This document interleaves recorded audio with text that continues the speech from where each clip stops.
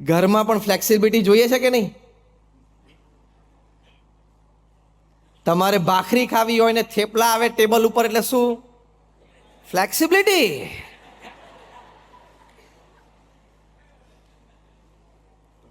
તમે રાત્રે જોબ પરથી સાંજે ઘરે આવો અને નવા પડદા લાગી ગયા હોય, કર્ટેન્સ બદલાઈ ગયા હોય, નવા કર્ટેન્સ લાગી ગયા હોય અને તમને અભિપ્રાય પૂછવામાં આવે કેવું, એટલે તમારે શું કહેવાનું? અડધું પ્રવચન પાસ. કયા કયા શબ્દ બોલવાના બોલો? સરસ, પછી સુપર્બ, પછી અતિ સુંદર, પછી બેજોડ. આ બધું ટાઈમે યાદ રાખજો. આને ફ્લેક્સિબિલિટી કહેવાય. આમાંથી યુનિટી વધે. અને પ્રેક્ટિકલી તમે વિચારો, તમારે કંઈ આખી જિંદગી પડદા સામે જોઈને પૂરી નથી કરવાની. Let us talk practical. Yes or no? હા, તો જેનું ડોમેન હોય એ ડોમેનમાં એને ફ્રીડમ આપી દેવાની, ફ્લેક્સિબિલિટી રાખવાની, ખેંચવાનું નહીં. એક સિમ્પલ લાઇટર મોમેન્ટ લઉં છું ફ્લેક્સિબિલિટી માટે. એક કપલને 50 વર્ષ પૂરા થયા મેરેજ લાઈફના, એટલે ક્લોઝ ફ્રેન્ડ્સ અને ક્લોઝ ફેમિલી મેમ્બર્સ એક સરપ્રાઇઝ પાર્ટી રાખી. લગભગ 250-300 જણા બધા બેઠા હતા. અને couple, the elderly couple, they must be 78-80 years, એટલે 50 યર્સ ઓફ મેરેજ. બંને જણા સ્ટેજ ઉપર બેઠા હતા, સારી હેલ્થ હતી. બધાને 1-1 મિનિટ આપવામાં આવી કે કપલ સાથે તમારો કોઈ એક્સપિરિયન્સીસ, કોઈ મેમરીઝ તમે શેર કરો. અને બધા કરી તો આમ તો 3 કલાક પસાર થઈ ગયા આમ આનંદમાં, મેમરીઝમાં. પછી એક જણાએ સભામાંથી પૂછ્યું કે what is the secret of your happy married life of 50 years? એટલે પેલા હસબન્ડને કીધું, simple, most important decisions I take and she has to say yes, no argument. And less important decisions હોય એ મારા વાઈફને કહું તું લઈ લેજે, ચલો હું માથાકૂટ નહીં કરું. આમ બધા સ્તબ્ધ થઈ ગયા નહીં? આવી રીતે 50 વર્ષ ના ચાલે. યુનિટી જ તૂટી જાય. It is not a successful marriage. It is not a successful happy 50th anniversary. એટલે કોઈક બીજો ઇન્ટેલિજન્ટ વ્યક્તિ સભામાં બેઠો હતો. એને પૂછ્યું કે sir, if you don't mind, can you list out the most important decisions that you take and your wife has to simply say yes, and the less important decisions that your wife takes and you have to simply follow, say yes. A list out તમે કરી શકો તો શું અમને વધારે એક્ઝામ્પ્લિફાય થાય? એટલે husband કે બહુ સિમ્પલ, કયું મારા વાઈફને જે લેસ ઇમ્પોર્ટન્ટ ડિસિઝન્સ લેવાના અને મારે આર્ગ્યુમેન્ટ નહીં કરવાની ને હાથ પાડવાની, એ પહેલું. કયું હાઉસ પરચેસ કરવાનું, ઇન્ટિરિયર શું કરવાના, કાર કઈ પરચેસ કરવાની, ઇન્સ્યોરન્સ પોલિસી કઈ પરચેસ કરવાની, બાળકોને કઈ સ્કૂલમાં ભણવા અથવા કોલેજમાં ભણવા મોકલવાના, નવા વર્ષના દિવાળીના કપડાં ફેમિલી મેમ્બર્સના બધા એ નક્કી કરે, શું પહેરવું. અમે બહાર જઈએ ત્યારે પણ કોણ શું પહેરે એ નક્કી કરે. વેકેશનમાં પિકનિકમાં કે ટૂર પર જવું હોય વીકેન્ડમાં તો પણ એ નક્કી કરે. ટિકિટ પણ એ પરચેસ કરે. એક્સટેન્ડેડ ફેમિલીમાં કયા ફેમિલી સાથે કેવા રિલેશન્સ કેટલા રાખવાના એ પણ એ નક્કી કરે. ઓફકોર્સ બ્રેકફાસ્ટ, લંચ અને ડિનર તો એની આઇટમ તો અનડાઉટેડલી નક્કી કરે જ. એટલે આ બધી લેસ ઇમ્પોર્ટન્ટ વાતો છે ને એ નક્કી કરે અને હું માથાકૂટ ના કરું. હવે બોલો, તમે બધા મૂંઝવણમાં પડી ગયા કે આ બધી જો લેસ ઇમ્પોર્ટન્ટ હોય તો ભાઈ સાહેબ માટે મોસ્ટ ઇમ્પોર્ટન્ટ ડિસિઝન્સ બાકી કયા રહ્યા?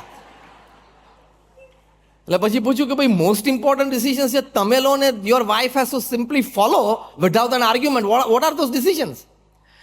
એટલે કે whether America should enter Afghanistan or not. મેં કહ્યું કે ના ના કરવું છે. મારી વાઈફ કે you are right, let's have a cup of coffee.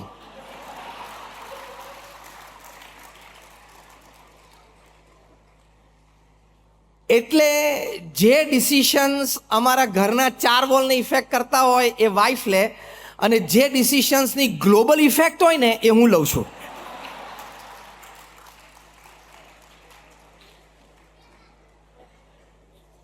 આનો મર્મ સમજાણો? એક શબ્દ, શું? ફ્લેક્સિબિલિટી. પ્રવચનમાં આજે બીજી કોઈ વાત યાદ ના રહે તો એક શબ્દ યાદ રાખીને જજો. Repeat with me, flexibility.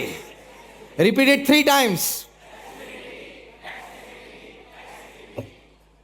ફ્રેન્ડ્સમાં flexibility રાખવાની. આમ એક લાઇટર ટોનમાં એક્ઝામ્પલ કયો, પણ એની પાછળનો મર્મ આ છે: મોટું મન રાખવું, થોડું જતું કરી દેવું, તારું પણ સારું છે.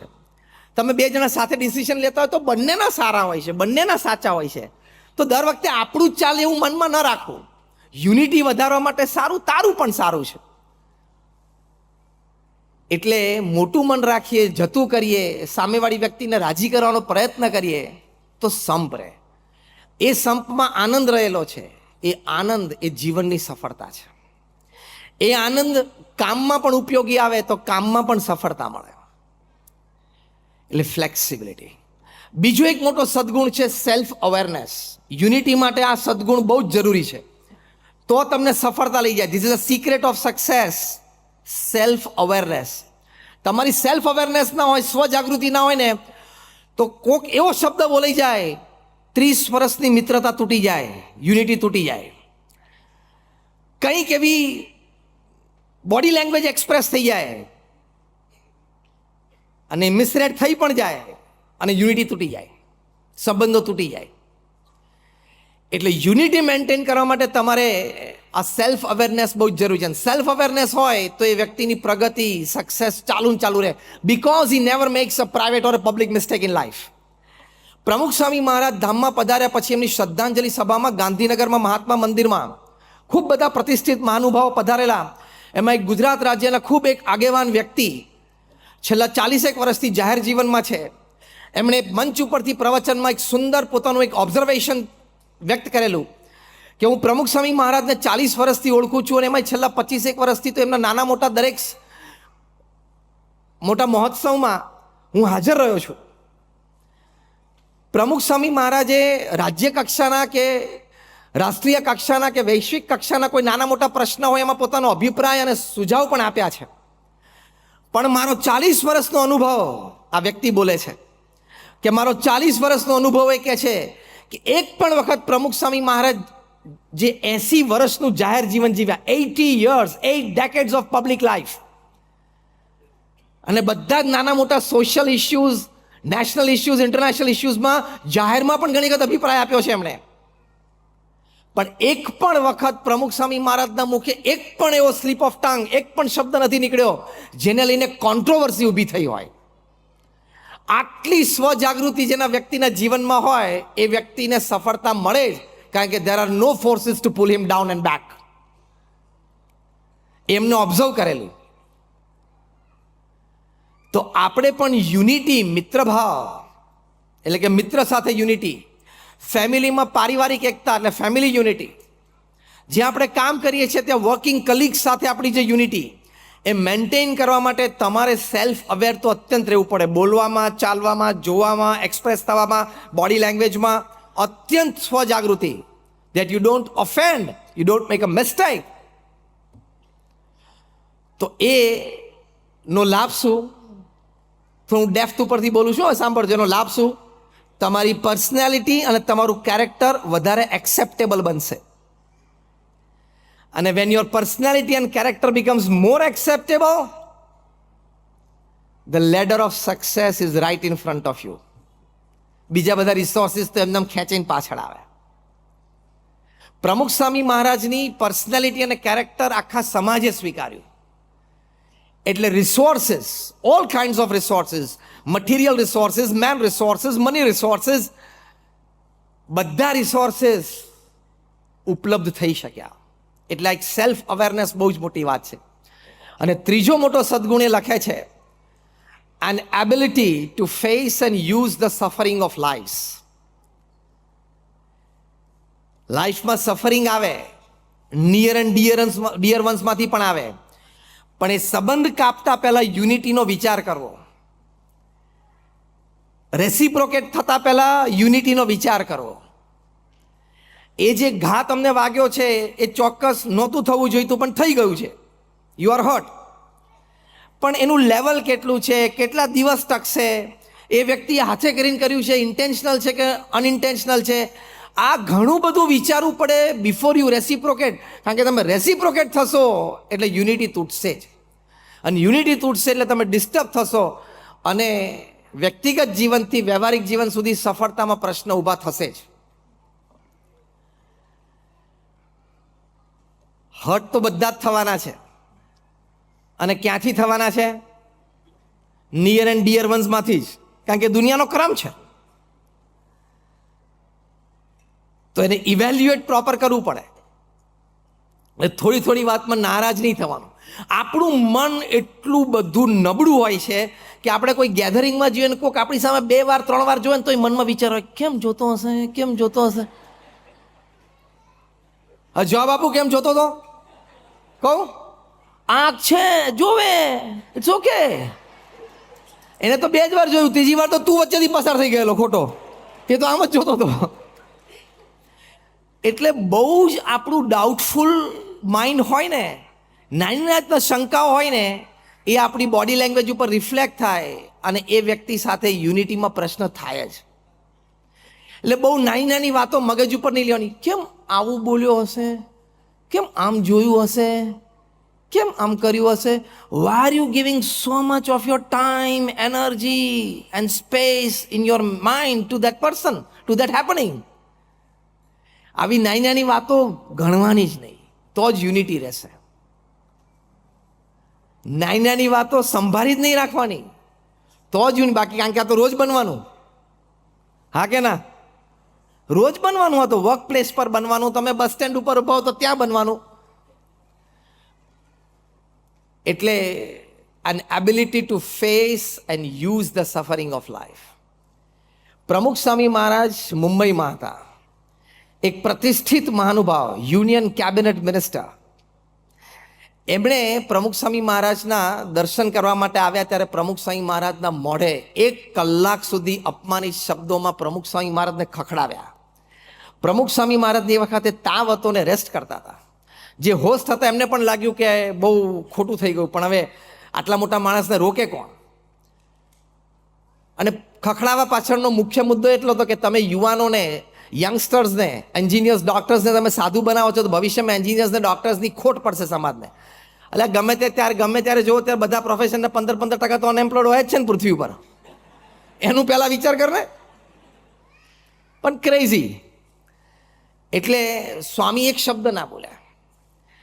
પછી ખખડાવાનું બંધ કર્યું એમણે, ગુસ્સો ઉતરી ગયો. એટલે સ્વામી એમ ઘડિયાળ સમય જોયું, રાત્રે 8:30 8:30 થયા. સ્વામી કે એમને જમાડી દેજો. આ વાત તો ત્યાં પૂરી થઈ ગઈ 1986માં. 2 વર્ષ પછી 1988માં પ્રમુખ સ્વામી મહારાજની જન્મજયંતિ નાયરોબીમાં હતી. 2 વર્ષ દરમિયાન જે પણ ઘટનાઓ બની હશે, આ વ્યક્તિ was no more the union cabinet minister, he was no more the member of the planning commission of India. એટલે એક સામાન્ય વ્યક્તિ બની ગયેલી. એક એનજીઓ ચલાવતા હતા, એના ફંડ રેઝિંગ માટે નાયરોબી આવેલા. એમને ખબર પડી કે પ્રમુખ સ્વામી મહારાજના સાનિધ્યમાં બહુ જ મોટું ગુજરાતી ગેધરિંગ ભેગું થવાનું છે, અને જો પ્રમુખ સ્વામી અપીલ કરે તો મને આ પ્રોજેક્ટ માટે ફાઇનાન્સ સારું મળે, એટલે કે હેલ્પ મળે. એમને આવતા જોયા પ્રમુખ સ્વામી મહારાજ, એટલે પ્રમુખ સ્વામી મહારાજ મંચ ઉપરથી જાતે ઊભા થયા. સ્ટેજના ખૂણા સુધી એમને લેવા માટે ગયા, હાથ પકડીને એમને મંચ ઉપર લાવ્યા. મંચ ઉપર 4-5 પ્રતિષ્ઠિત મહાનુભાવો બેઠેલા, એમની સાથે એમની ઓળખાણ કરાવી. અને પ્રમુખ સ્વામી મહારાજને પૂછ્યું કે બોલો શું આવવાનું થયું? એમને કહ્યું કે મારે આ કામ છે ને તમે જો જાહેરાત જાતે કરો તો બહુ સારું. સ્વામી કે કરશું. એમને બાજુમાં મંચ ઉપર બેસાડ્યા. એક સિંગલ બોડી લેંગ્વેજ એક્સપ્રેશન, એક single flicker of the eye, movement of the lip, Pramukh Swami મહારાજ એવું જણાવવા ના દીધું કે 2 વર્ષ પહેલા તમે મને 1 કલાક સુધી નોન સ્ટોપ, મને તાવ હતો તો પણ એક ન ગણકારીને તમે મને બેફામ શબ્દોમાં ખકડાવેલો. 1986 મીન્સ પ્રમુખ Swami Maharaj was 66 years old. મોટા મોટા ઉત્સવો ઇન્ડિયામાં ઉજવાઈ ગયેલા 81-85ના. And he was popular, famous and acceptable to the society all over the country, internationally as well. 1985નો અહીંયા CFI લંડનમાં ઉજવાઈ ગયેલો હતો. એમણે પ્રમુખ સ્વામી મહારાજને વાત કરી, એટલે પ્રમુખ સ્વામી મહારાજે આશીર્વાદમાં જાતે એમની એનજીઓ વિશે, એમના પ્રોજેક્ટ વિશે અનાઉન્સમેન્ટ કર્યું. એમને બહુ સારું લાગ્યું, એમને ઘણી યોગ્ય હેલ્પ પણ મળી, અને એમને કાયમ માટે પ્રમુખ સ્વામી મહારાજ પ્રત્યે એક સદભાવ થઈ ગયો. To create unity between people and organizations is not a joke.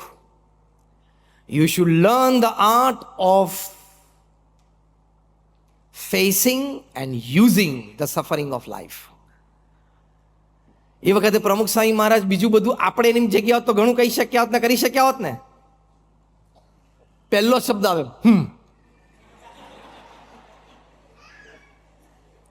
પણ Pramukh Swami Maharaj was a different character.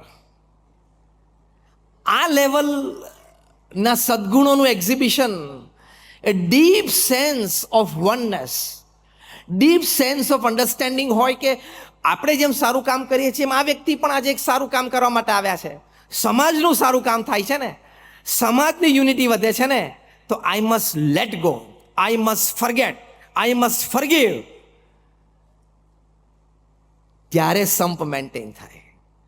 આપણે તો અહીંયા બેઠા છીએ, આટલો મોટો વારો તો આવવાનો નથી કોઈ દિવસ, પણ આપણે પરિવારમાં અને જ્યાં કામ કરીએ છીએ અને આપણું સોશિયલ સર્કલ છે ત્યાં થોડુંક લેટ ગો, થોડુંક મોટું મન, થોડુંક face the suffering, forget the suffering, તો એ સદગુણોથી સંપ વધે છે. એટલે 3 સદગુણ હોય તો એ સ્પિરિચ્યુઅલી હાઈ પર્સન, એટલે સ્પિરિચ્યુઅલ કોશન્ટ એનામાં છે, એ વાત સમજાય. First is flexibility, second is self awareness, અને third an ability to face and use the suffering of life. Unity maintain થાય. એમનું પણ સરસ કામ થયું, એમની સંસ્થાનો પ્રોજેક્ટ પણ સરસ થયો, તો એ સક્સેસ કહેવાય ને? Yes or no? The secret of success is the sense of unity. One step ahead of the sense of unity, expression of unity.